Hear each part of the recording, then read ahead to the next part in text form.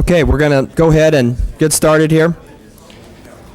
First, I'd like to welcome you to the Assembly Education Committee's informational hearing on reading instruction.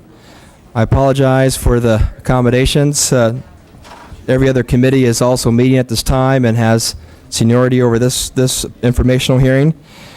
But we do have an overflow room in room 3162.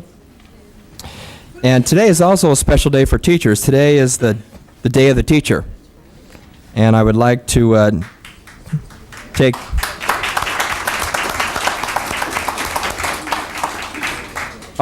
time to acknowledge the vital role that teachers play in our society and in our culture. They are one of our most valuable resources, and they perform a tremendous task every day of educating 5 million students in our school system. I'm also pleased to announce that some members of the State Board of Education are with us today to hear the testimony. And I'd like to welcome the former Superintendent of Public Instruction, Wilson Riles.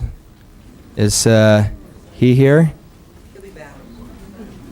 And the immediate past Superintendent of Instruction, Mr. Honig, will be speaking in just a few minutes.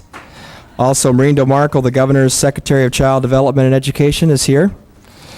And so we have some very important people here to discuss a vital issue on behalf of California's children to try to curb this alarming rate of failure. Last year, AB 170 by D.D. Alpert and AB 1504 by John Burton, also known as the ABC legislation, passed unanimously in the House and signed by the Governor.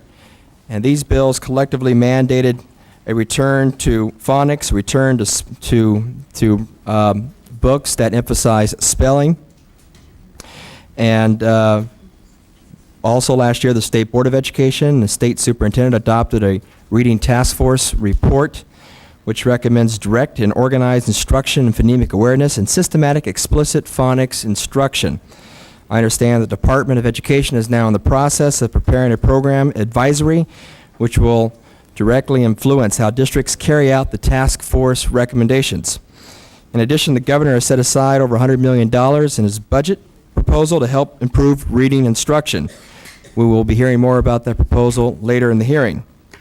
I am also carrying legislation AB 3075, co-authored by Assemblyman Willard Murray, that would give the Commission on Teacher Credentialing greater authority in establishing standards for schools of education as they develop their reading courses for prospective teachers. The committee chose to call this hearing to assess the status of the state's implementation of AB 70 and AB 1504, and to assess the implementation of the recommendations of the Reading Task Force as they relate to phonics. First, we're going to hear from Bill Honig, the former Superintendent of Public Instruction, who will talk to us about the history of the reading crisis here in California. After that, we're going to hear from Dr. Reed Lyon, who is the Director of Research with the National Institute of Child Health and Human Development. And her research focuses on reading disabilities. Then we will have Dr. Barbara Foreman, a noted researcher from the University of Houston, who has done a major comparative study on different methodological approaches in reading. And she will be presenting her findings for the first time here today.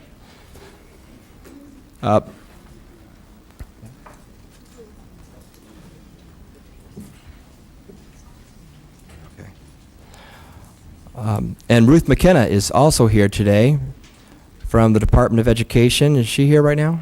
There she is over there. She's representing Delane Easton, our Superintendent of Instruction. It is the opinion of this committee that the research is very sound and overwhelming, and that phonics is a superior system of instruction. And it's already clearly the intent, I think, of the legislature and all the different agencies involved in education that we head back to that direction.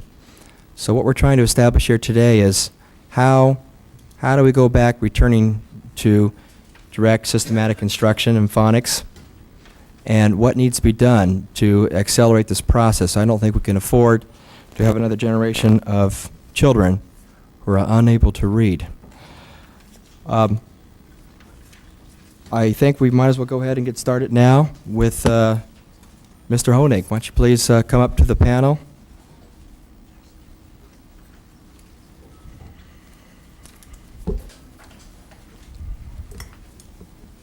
Thank you, Mr. Chairman, members of the committee, members of the State Board.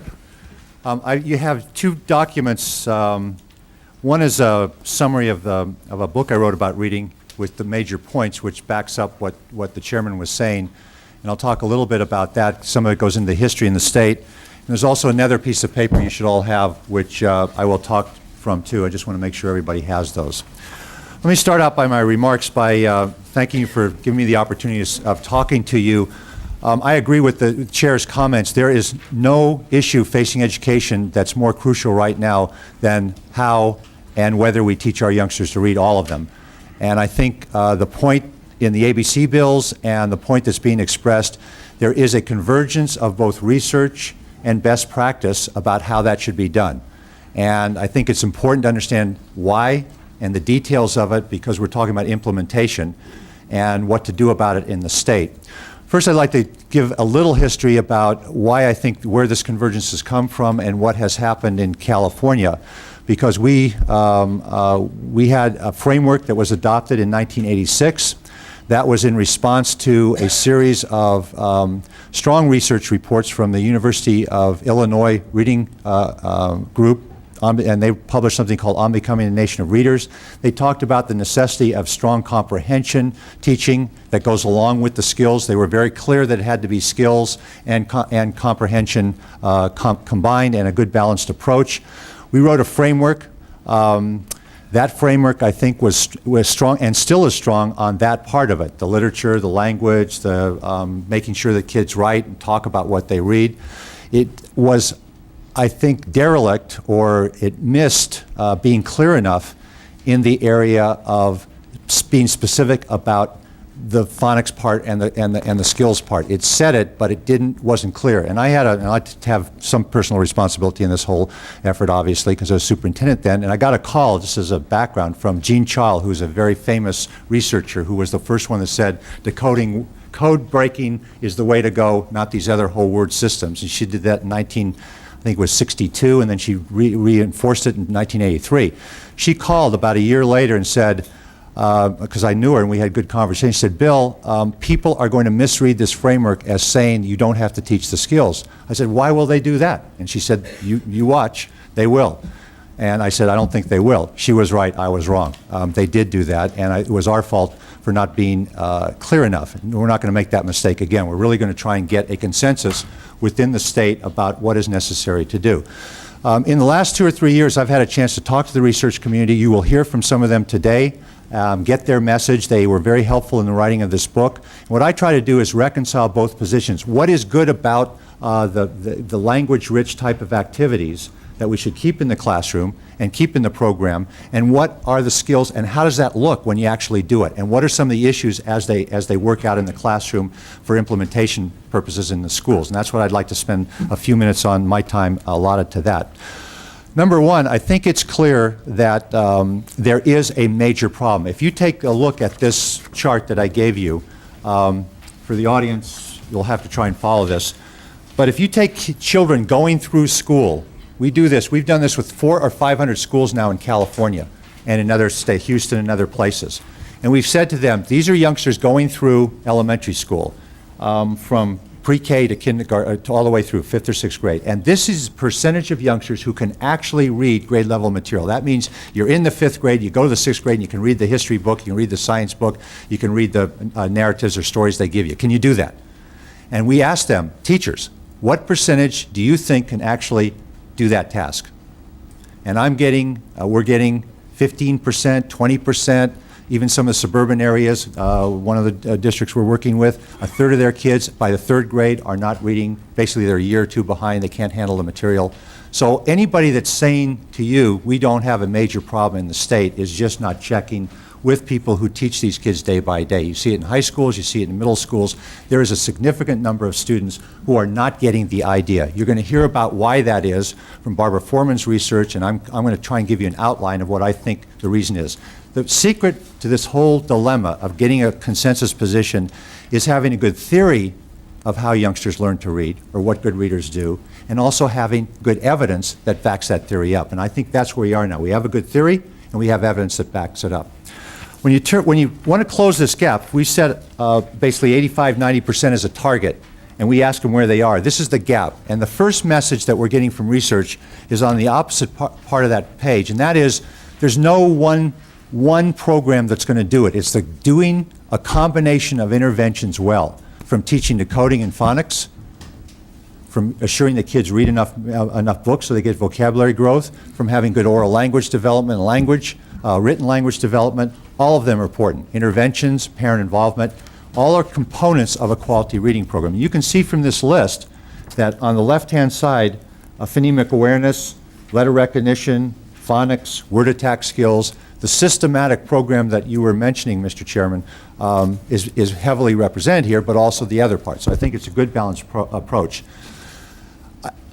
One statement that some of the people hostile to the decoding or phonics make is that all those of us who are advocating this idea are talking about is just teaching phonics. I have not heard one person who's advocating for skills say you shouldn't have good, strong literature, you shouldn't have a lot of discussion, you shouldn't have these other aspects. That's not the issue. The issue is, should you have an organized, systematic skill development program that starts and that checks to see whether students are making it or understanding it, and then make sure that they get it. That's really what's at stake.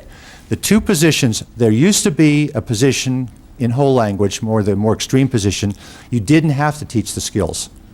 That children would learn this by immersing them in literature, reading to them, that they didn't really need the organized program. Some kids got it, but a lot of children didn't. And you'll hear from Reed Lyon today about especially how that affects special ed potential children and the danger of not giving them organized, because a lot of those kids never get it. And so you're going to have those kids not getting to read. And in low socioeconomic groups, a lot of those kids don't get it without it being laid out. So you get this growing group, and a lot of middle class kids also do not understand it. And we now have a pretty good idea why this is necessary. Okay, I'm going to spend my time talking about this part here, about what it is specifically we mean when we say systematic explicit phonics, and why that is important, and what the theory is, why that makes sense, and why it's been backed up by evidence. Number one, when you look at a good, proficient reader, what do they actually do? And it turns out that a good reader gets meaning from two places. They get it from the word, and they get it from the passage. The word system is an automatic, quick, immediate, effortless system in a good reader. You don't think about the words you're reading. And they have good evidence from computer eye research now and several other major inquiries. And it turns out that a good reader will look at the word, scan the letters and the patterns of letters. Basically, that starts retrieval in the mind, and that letter pops into consciousness. If you can't do that automatically, if you're not automatic with a word, you basically don't have enough mental energy to think about what you're reading. So meaning is tied up with both word and passage. And those that say all you need is meaning and reading is for meaning are missing the point that much of meaning is wrapped up in the individual word and the vocabulary idea behind that word. You need both. And one has to be automatic. They now know what it takes to become automatic. Number one, you have to read the word successfully a bunch of times, till like your phone number, till it gets that automatic. When you first read it, you have to encode, you have to store it in your mind with the letters and letter patterns and the sounds. That's a key point. If you try and look at just the letters without the sounds, without phonology, it doesn't work. You can never find it. If you store it by the first letter only, you're not going to find it quickly enough. If you store it without all the letters and patterns, like horse and house, you'll never find it if you don't get the whole word. So the secret is, can a youngster learn the technique of looking at a word, seeing the letters, generate the sounds from that word, and then put that together and say, oh, that word is cake. If they can do that, they're going to learn to read. If they can't do that, they're not going to learn to read. And that's where you really have to make a decision. Early in first grade, there's simple diagnostics, which you'll hear about, decoding tests or assessments that teachers can give. They don't take much time. If you get 19 out of 20 on these simple things right, like VIM or BIM, sometimes they're real words, sometimes they're not. If you can read those, it means you got the idea of the alphabetic system, how print masks the sound. If you can't, you're going to have major problems. And the reason we're having these problems is large numbers of kids are not taught it, and are checked on it and get through the system under the theory that they will get it down the road, and they don't. It gets worse. Kids who do not read at the end of first grade, grade level material, only 1 out of 8 of them are going to recover, basically are ever going to read grade level materials. So this is over early for large numbers of youngsters if we don't do it right.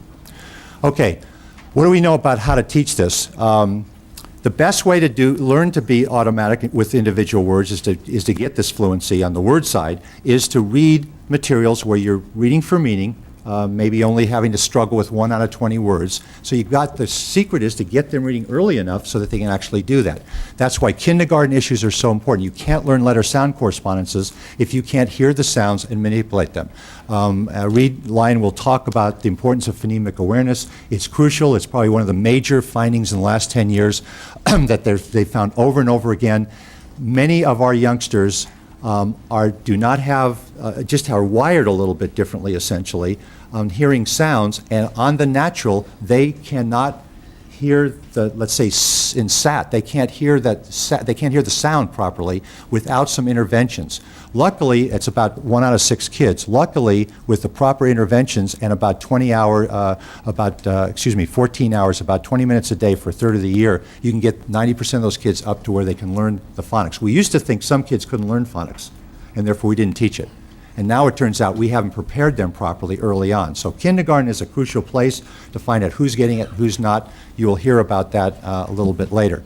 You have to know your letters in kindergarten to recognize them. It's letters sound. You got to hear the sounds and be able to play with them or manipulate them and abstract them. And you have to know the letters so that you're not spending time trying to recognize letters while you're trying to learn this matching. So that's part of it on here, and that's that kindergarten part. The other part I want to mention, because I don't think that so far is controversial in this state at this point. Still with some people, but most people agree there has to be interventions, there has to be phonemic awareness, there has to be letter being taught in kindergarten. Still the controversy, and reason why I think it's taken the department so long in getting out this advisory, is that there's still resistance to the idea of the direct teaching in the sense I'm going to talk about it. Here's what direct teaching looks like in a lesson. It is taking the time to tell youngsters, directly inform them about the 50 or 60 sounds. There's 40 plus sounds, plus the letters that are confusing like G's and C's, plus endings like ED, plus high frequency words that just don't follow a pattern. And they've got to be taught directly so that can you hear the sound? Here's an ah. Can you tell me the sounds in claw? Can you recognize that in print? Can you blend it, put those sounds together with letters you already know? Can you read a word with those sounds in it? Secondly, you have to practice that in an actual text designed with words that are decodable, good story, but still decodable, and where you can actually practice, like playing a ball game where you practice hitting and then you go play the game. And so there has to be materials. Up till now, we haven't had those materials. They are now, by the state board has requested those materials. They're now looking at them, and I think they're going to come to the aid, and that's why the governor's budgetary item is so crucial, because those books have to get out there. Thirdly, you have to play with the words. Sit, sat, just activities that where you're basically seeing how the system works. Some people object to that. It's crucial. You have to spell the words. It's okay to hear the words reading a story, but that is only one technique.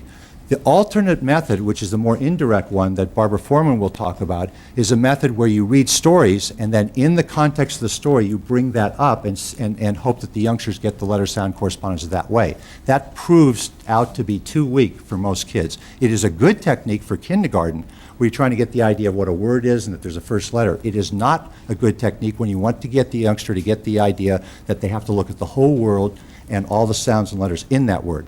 Who skis? Anybody ski on this committee? Who's a skier? Okay. You know stemming? This is like stemming. Going down the mountain is reading the book. Obviously, we're trying to get down the mountain.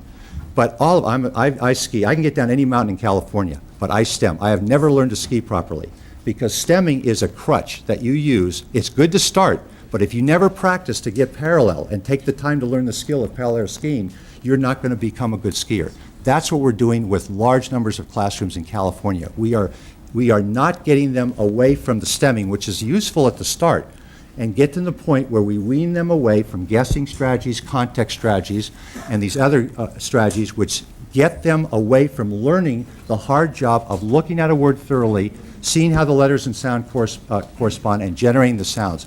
We tell them, third grade, they hand out stuff that says, a lot of schools do this. They hand them out and they say essentially, guess at the words, look at the pictures. We still have a large amount of instructional strategy that is occurring in this state that basically is off the mark. It's bad advice to kids. Not for getting a word you don't know, where you don't know the vocabulary, but the first job is to get the word that you do know in your vocabularies. In first grade, recognizing words, the word part of this system is 75% of meaning. If you get the words are simple, you will get the stories. So it's very important to get kids good at word recognition if they're going to be reading. So that's basically what this chart is. That's where some of the controversies are. We need materials that reflect that. We need strategies that reflect that. I think that's where the research community is in best practice. One aside, they looked at 250 classrooms in the country. This was Michael Presley and Joan Rankin. And they tried to find out, these are teachers who were recommended as always getting good results with kids. And they looked at the classes. Half of them called themselves whole language teachers, but when they looked in the classrooms, what they actually did, it was this good approach. It had a very solid, rich language. They read to kids, they talked to kids, they had them write, they did all those kinds of things. They also had an organized skill development program. They knew where the youngsters were, and they made sure that the ones that weren't getting it, they kept on with it. Now, some kids will get this in about 10 hours. You just check them out. They'll get the whole thing and they're on to the races. Others, special ed youngsters, may take 2 years because they have to go, in not 4 to 14 times they have to read a word successfully, but 50 times or 100 times. Whatever we have to do, you have to make sure that you have an organization to do that. One of the problems we're having with the department's advisory is that they are not clear, I don't think, about the role of decoding and the strength of it, although that's moving in the right direction, and I think that will work out. But there is some still controversy over the issue of grouping or flexibility. I think that's crucial. If you just did one thing in first grade, which is to put kids in groups for skills, so that the teacher has 6 or 7 kids that she can deal with or he can deal with, that will be very powerful. But more than that, you have these children at all different levels. Unless you have some form of getting that, dealing with those levels, basically you cannot handle this by a whole class method only. Whole class, yes, but portion of the day in skills. That's not tracking, it's grouping for skills, which I think most people will agree is necessary to be done. So this is going to come out in some specifics where there's still some resistance to this point of view, and I think the board's been very firm on this, and I think you're going to get an advisory that is consistent with the research. And the one I saw, the last May 3rd one, was I think most of the way there. It was on the way. Final points. I'm not going to talk too much about implementation, but I do have to mention there are 4 or 5 areas that I think the state is going to have to really have a clear strategy. Number one, the message has to be clear from the state board, from the department, from the legislature, from the governor, from the educators. This is what we want. I think we're very close to that. I think a lot of hard work is going into fashioning a message like that, and there is that potential. 2, the training that's out there, and both in the universities and in the school districts has to reflect this. The governor's budget reflects that, but there's a lot of sponsored training that has a different message, a guess message, a skip message, these eclectic message, or the statement is, well, they can learn to read this way or learn to read this way. You don't learn to walk or ski or read in different ways. If you don't know phonics and you're not automatic with words and you don't know how to tackle a new word, if you haven't figured that out, you're going to be relegated to being a weak reader. Every kid has to learn that. Now, some do it naturally, some have to be taught it and has to be organized. So there's really no compromise on that particular issue. And that means an organized program for every kid. Thirdly, a lot of our special programs have to reflect this. Chapter 1, some of these other programs that move in this direction. Fourthly, there has to be materials, which I think we've done. I think the materials that have been submitted really have got this message and put this into place.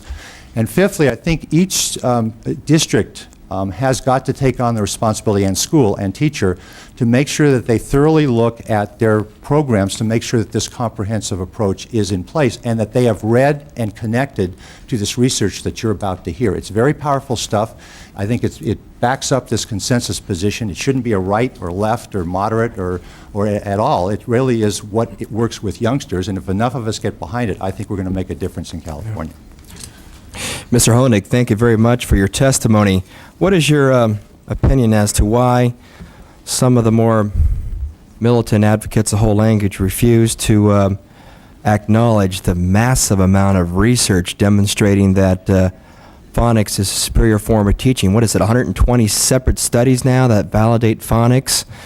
And yet, it seems like the more research we have on it, the more they're willing to fight us. And I get the sense that large elements of the education establishment are going to fight us all the way when it comes to implementing phonics. This is an excerpt of a book sent to me that's paid for by our tax dollars, sent out by the San Diego Unified District all over to teachers. It's a teacher's manual on reading. It's called Reading Process and Practice. It's about why whole language is a superior approach and why phonics is a plot, a conspiracy. According to an entire chapter, 20 pages in his book goes into detail about how phonics is a conspiracy by the Christian community.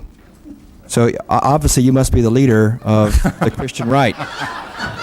I mean, some of these plots and conspiracies but being disseminated by our tax dollars against phonics are beyond belief. Yeah, I think Keith Stanovich is a very respected researcher, started much of the work that is going to be reported on today, and he has a plea which I would second, and that is, in resolving these issues, let us figure out where we agree, which actually we agree on much of this is not controversial, I don't think. Where we disagree, let's look to the facts and the theory. Let's forget about the paranoia. Let's forget about the politics of it. Let's just look to the facts. And I think there's enough evidence here that if people will open their mind. You ask me why people say, I'm really not in a position, I don't think, to judge why they do crazy things.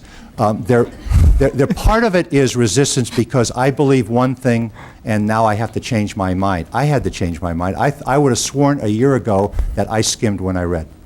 And I start being confronted with this research that says, no, computers show you look at every word, or virtually every word. You don't skip because you can't. If you skip a not in an expository text, you're going to miss the meaning. So I had to change my mind, and I think of those of us who are just all, educators are going to have to be open enough to look at the facts. There's some very strong research on these issues. You could say 20 years ago, yes, you could substitute context or meaning to decode a word, and that would work. And they didn't have the details of it. Now they know that only works maybe 10% of the time, and it's not a good strategy to teach kids if you're going to get an automatic fast strategy. It's a second-rate strategy that will mean that they're slow readers for the rest of their life. I think part of it is that they have not examined some of the statements they're making. You don't need to read words. Just nonsense. Virtually every word is important or else it wouldn't be there. You try and take every word out of that one by one, and you will find that there's only 2 words that you can take out of that and still get the meaning of it. It just doesn't check out. 2, they say you can they for some reason have a problem with the power of words. Vocabulary turns out to be 70% correlated with meaning. So even if you teach decoding, you still are going to have problems if the kids don't read enough. They have to read maybe 1.5 million words a year. That's evidence. So if you don't have a program in your school that's getting kids to read 25 plus books a year, they're not going to stay grade level. That's research, and you shouldn't really fight that one because it's there. So you're going to have to ask them, Mr. Chairman, but I think I wrote a response, which I will send to you in California English, to Ken Goodman, who criticized the California task force and said it was political and this and that and the other thing. This was Delane Easton's task force, and made certain statements in there. And I think part of where they go off is they will discount and discredit. They will discredit scientific evidence. In other words, to them, teaching is an art, it's a theory, it's an ideology. Don't confuse me with evidence or facts. We have to get much more like medicine, where medicine, if you have a procedure, if you and I are vying over the proper procedure for a particular, looking at a problem, and 120 years ago, they used to bleed patients. Everybody thought it was the right thing to do, and you can't criticize the doctors. They thought they were doing the right thing. 20 years later, when they proved and showed by a theory that was not good for the body, it took away the red blood cells and the protection the body has. If you still did it, that's when I have major questions, because then you're stubbornly ignoring evidence and theory that now makes sense. This makes sense. It proves out. If you don't adopt it, to me, then you're basically hurting kids. Large numbers of youngsters are being hurt by the failure to adapt to this knowledge quickly enough to change what's going on in classrooms. We wasted a year in this state, even after this report came out, because we didn't act quickly enough and didn't get the word out fast enough. And there's still training going on with tax dollars, as you said, that has got the wrong message at these early grades, and that's got to be stopped. Mr. Thompson. Mr. Honig, you were superintendent how long? 10 years, What years? 82 to 92. And what do you do now? I work at San Francisco State University, professor there. Professor? Yes. Mr. Honig, you need to understand, I am furious over our education system. I have 8 children going through the public school system. I'm going to try to hold back my anger towards you because you were at the helm when all this nonsense was going on. Understand that going in. I can appreciate the position. And I'm glad you've found religion, as Mr. Baldwin would say, because we have been ridiculed as conservatives for many years by you and your colleagues and even the current superintendent, that we don't know what we're talking about, those of us that have children in public schools. Leave it to the administrators, leave it to those in the education system that understand, because you really don't understand how best to educate your own children. We do. And now we found out they don't. You mentioned a study in Indiana, the University of Indiana, I believe, in 1987. Illinois, was it? Okay. That started this whole thing, the whole path going down. And now we have, in this state of California, a new math program. We had a hearing by our chairman not long ago on that. Why is it that you guys, and I say you guys in the education establishment, educats, if I might, why do you find a study that you happen to like and decide to change the whole system and go down that road, and then when you start seeing the numbers show that you're wrong, it takes you years to change that train from going down the track? Would you help me out with that a little bit? Well, I think part of the criticism is legitimate, although I would ask you to differentiate. Educators are different, and we have different opinions, and sometimes we fight our battles. And I don't think you can get me personally on saying we shouldn't listen to parents, or in fact having good relationships with the different groups. And in fact, I wrote a book in 1979 about the importance of phonics. So I was never ridiculing my personal mistake in this whole effort, I think, was a sin of omission. I just wasn't on top of it enough, and it got away from us. We didn't say clearly enough. This university people you're talking about of Illinois, they said it clearly. They did have the phonics in there. They did have the comprehension. It was a good balanced approach. In fact, Marilyn Adams, who wrote The Beginning to Read, which is kind of the Bible of this, back in 1990, when she really collected the research and confirmed what Gene Chall and others had said, came out of that particular group. So we were basing our what we thought was the best thing at the time. Now, we made our mistakes, and I made my mistakes by not being close enough, and I think you legitimately can criticize that. That's not the question. The question is when the evidence starts to appear, the scores don't go down, and when the theories come out and the evidence in the late 80s on phonemic awareness starts coming out, do we adjust or don't we? And I think there is a strong group within education that is willing to adjust, is adjusting, and with the proper leadership and funds, and if we can get the message so it's not a divisive message, but hey, a lot of people believe this, and let's go and make it happen, I think we can turn this around very, very quickly. The field is ready. The teachers are ready. They know that there's a problem. They know that they want the details of the skills. They want somebody to lay it out for them. They're willing to play ball.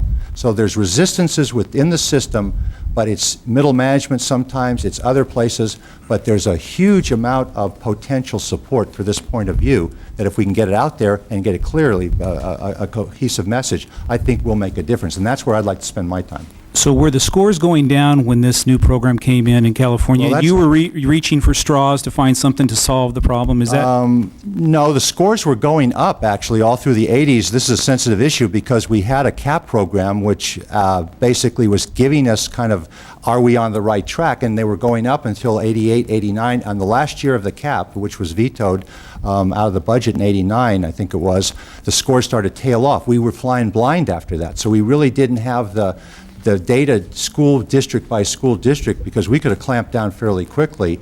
We started a corrective where we wrote something about teaching skills early on. It got lost in the bowels, and I had other things on my mind at the time. But at that last period of time, it just kind of fell apart, and the resistance was there. Where I think some of us got surprised was how strong the whole language group. We were a literature-based framework, not whole language. Whole language is a different argument. It's literature-based, but it's also, you don't need to teach the skills. Now, we never said that and didn't believe it, but where we just got flummoxed was we didn't realize how strong that group was and how how within the system they became. So you do get San Diego Places Unified that has a whole language approach, is fighting to the death not to change it. And there are pockets of very strong resistance. Los Angeles, San Diego, there are. Other counties have really done what you said, Sacramento, for example, and some of the northern counties, Fresno, some of the testimony you're going to hear from people here who figured this out about a year or 2 years ago and started to make correctives. I fault people now saying we're not going to teach skills in phonics when all this evidence is so clearly a dispositive of the issue. Now to fight it is a different issue than mid-'80s when it was still, a balanced program. And I still stand by the way, the importance of teaching literature, teaching discussion, getting kids to read a lot, having good writing, integrating of reading and writing. All those still are important. And if we just do the phonics and decoding without that other, we're going to be back here 2, 4, or 5 years from now saying a lot of children aren't understanding what they read because we haven't spent enough time talking to them about important issues. It's both that matter. Mr. Chair, one last question. You mentioned two of the largest districts in California, San Diego and L.A. Well, L.A. County, I don't... L.A. County, I'm sure yeah. L.A. Unified's in there too, that really don't like to make change. Tell me about this new math. Why are they going down that road? Am I... Well, this is math. This is education, and I would like your comments, since you're here, captive audience. Why are they doing that after what they've learned with what the mistakes in reading? I think... Real short answer. You don't have to answer that. This hearing is focused on reading. But if you'd like to answer that question, Thank you. It's a balanced approach in math. I think you got to teach the concepts, understand it. I think you have to teach the skills so that they can know their math facts and adding and so forth. And they have to be able to compute and get the right answer. It's a combination of both. Thank you. Ms. Mazzoni. Thank you. Mr. Honig, you've been in education for a long time. And there's a concern I have. I'm confident with the fact that as we acquire this new information on how we should be teaching children reading and learning from the mistakes we've made, that we will create the kinds of readers that we want to have in this state. And I ask you this question, and I will ask all of the professionals that will be testifying today. I get very frustrated when we go back to the drawing board and we talk about adjusting and correctives, et cetera. And we have a group of children, which I think I heard you say today, only 1 in 8 will recover, that are now in our higher grades. What do we do about these children? We always go back to kindergarten. And we've done it in technology, and we're doing it in reading, and I want some advice on what we can do to remediate a whole group of kids in this state that will be looking for work and will not have the reading skills that they need. Yeah, it's an excellent point, and we can't, you obviously want to fix it so that the kids coming on are going to learn to read. That's the most effective and economical way of doing it. When I say 1 out of 8, that comes from research findings. If you do nothing, if you just normal course of events, kids who are not reading by the end of first grade are not going to get better, essentially. And so, but you can do something about it with a proper intervention program. There are, Connie Jewell has one where they do 2nd, 3rd, 4th grade or middle grades where they use actually volunteers to do it. For $500 a kid, they are getting 75% results with these youngsters. You will hear people testify today who are dealing with the kids who don't learn to read, and they can teach 95% of them to read with the proper one-on-one methods.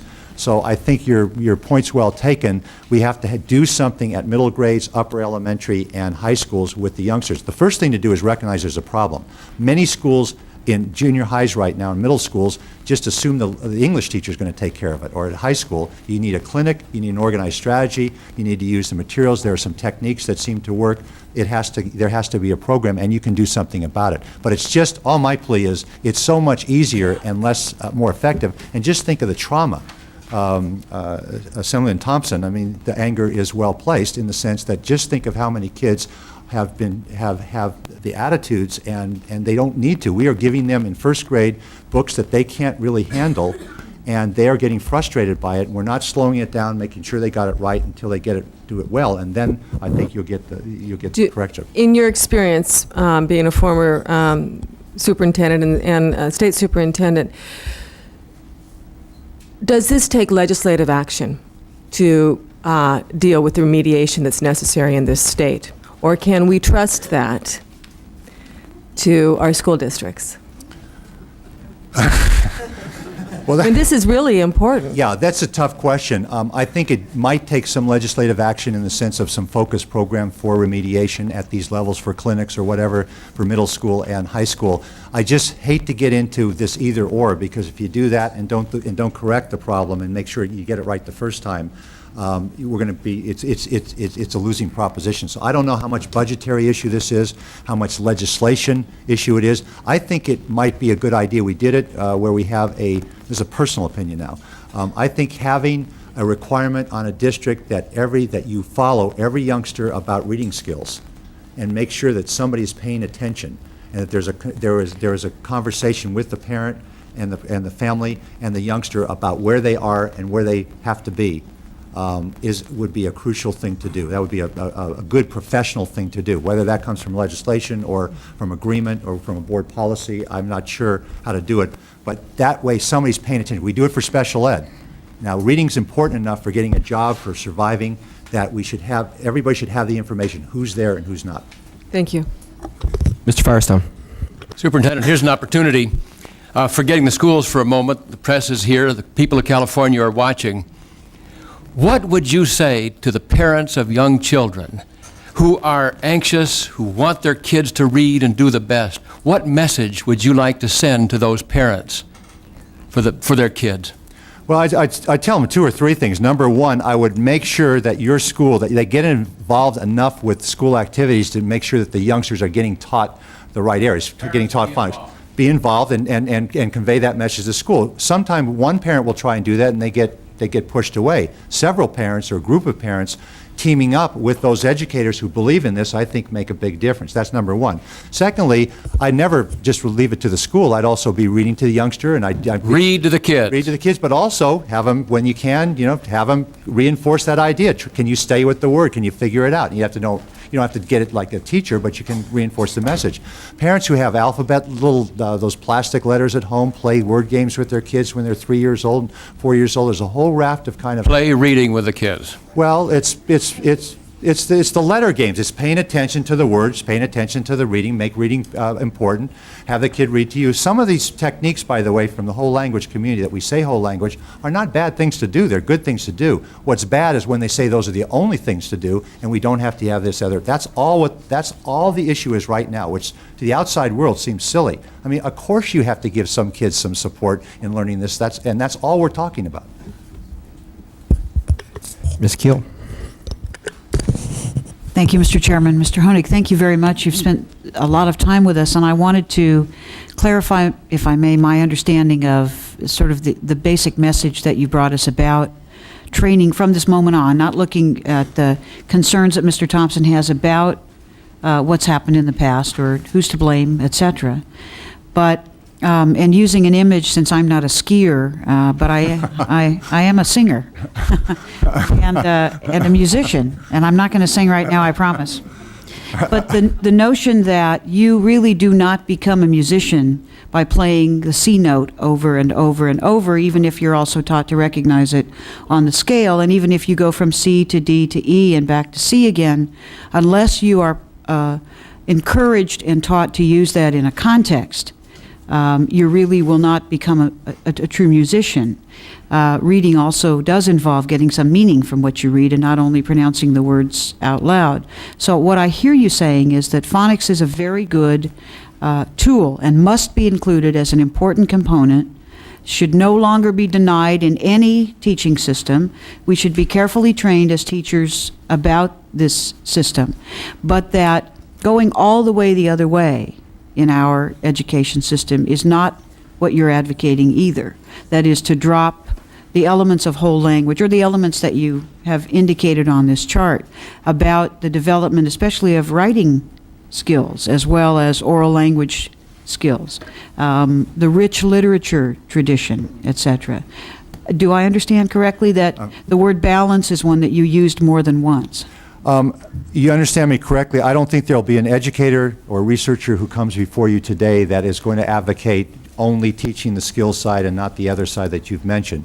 But on the skill side, and this is where this gets a little tricky, there are some people who use the word balance to mean we're going to just all fudge it together, and we're not going to be precise and specific about teaching the skills. We have to teach phonics in the sense that we're talking about phonemic awareness and letter-sound correspondences in enough detail to assure that the youngster can put that all together, and when they look at a word, can figure out the sound and the pronunciation of that word. Later on, there's vocabulary issues and there's structural, other skills that need to be taught too, syllabication and word roots. So there are skills that need to be directly taught and practiced, and we have to do that in a direct enough way so that the youngsters, we're assured that the youngsters get it. So here's some implications. You have to have some grouping, which I mentioned. You have to have enough time. You have to spend 2 hours. This takes about an hour to do all these things I mentioned. Then you have the hour to do the things you're mentioning. So you really have to spend enough time in early elementary to get it right. Thirdly, you have to have the materials, which I think has now been addressed.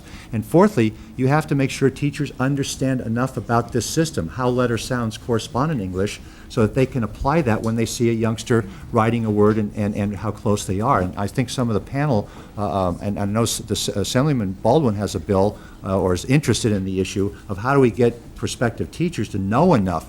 One of the complaints I hear over and over again, and I think it's legitimate, is, and I've seen it in my own campus too, we've got some work to do, which we're starting right now, or have been for the last 6 months. People who teach our kids in the last 5 or 6 years coming out of the state universities basically do not understand this letter sound correspondence system. They don't understand linguistics, they have not been taught it, and now we're going to ask them to teach it to youngsters, and they're going to, unless we bring their skills up, they're going to have major problems. And the phonemic awareness is so new, and the techniques, a lot of it, on how to teach it and how to play with it, which you'll hear about, that now can be incorporated in the instruction. So I want to make sure we don't water the message down. I understand that the notions are separate, that the training is different, but I wanted to... But you need both. Make sure that I heard your message, that this is also skill building and context. Right. I think we may be hearing more about grouping, which is a concept that I have some concerns about, but I think that was not necessarily the essence of your message, but an aspect that was recommended in terms of teaching. I'm not sure that's a legislative issue, but it is an issue for us in, without getting into tracking, which nobody wants, how do you have some focused where I'm sitting with 6 or 7 youngsters so I can hear how you're doing in the system and make the corrections. That is a very powerful teaching technique. And secondly, that I can adjust. If you already know the system, I got to check to see you haven't memorized it, and I want to check you out. And if you got it, I'm not going to teach you the aw sound. If you already can recognize claw and saw and so forth, they're awful. But I want to make sure that you got it. The other thing on the analogy, just as you're a musician, the one we can all understand, training wheels on a bike. As long as the training wheels are there, you're not going to get your balance. You really don't know that you have the balance. Once you take those training wheels off and you can ride, that's the same thing as I can actually look at words, sound them out, and figure them out. Then I know what's going on. And the meaning issue you addressed is important because the meaning comes as much from words, the concepts in words, especially in first grade, more from words, 75% from the word, as it does from stringing those words together in the passage. It's both. So you can't say this is just skills and this is meaning. They're both meaning and they're both essential. Thank you. Any other questions from members? Mr. Bullard. Mr. Honig, you and I have never met before today. I've been impressed by your presentation, and I can see why you are considered a statewide leader in the education field. Having said that, I'm concerned, and I suppose all of us on this panel are, that there seems to have been so much investment in the whole language philosophy, mandate, curriculum by our public schools. In your opinion, which I'm impressed is very learned, what do you think it will take to change their minds, and how long do you think it'll take? I think it's going to change much more quickly than we think, because the first way to change, first of all, people in education want kids to learn. If they see large numbers of youngsters not learning, 5th grade teachers, 8th grade teachers are not going to say, we don't have a major problem. They do. They know there's a problem. And so they're open to this message. So I think you've got a willing audience in the teachers, at least the ones we've talked to. We've talked to thousands of teachers about this, and they want to know the details. Secondly, I think that now at the state, there's a process where they're trying to work out from the board and the department what this message is. Once you get clarity on the message to field, what's been holding back some people is not resistance, that's there, but has been an unclear message coming from on top. There's a bill passed But where's the specifics of it, why and how? That's got to get out there. That will convince a lot of people. And thirdly, I think people are going to have to bite the bullet at the local level, both on boards and superintendents and people in the individual schools. Look, if we've invested in training or materials or strategies that just aren't working, we're going to have to go back to the drawing boards and put the stuff in that does work and be open enough about it. Doctors do that every day. We're going to have to do it if we're professionals. I think if we can get the legislature, the board, and everybody singing the same tune on this with this good compromise position that's backed up with the research and with our best practices, I think you'll find, you'll be pleasantly surprised at how quickly and how strongly the educational community will come along behind this. Thank you. Mr. Honig, thank you very much for your testimony. I look forward to working with you on this issue in the future. Thank you, Assembly Ball. Thank you. Next is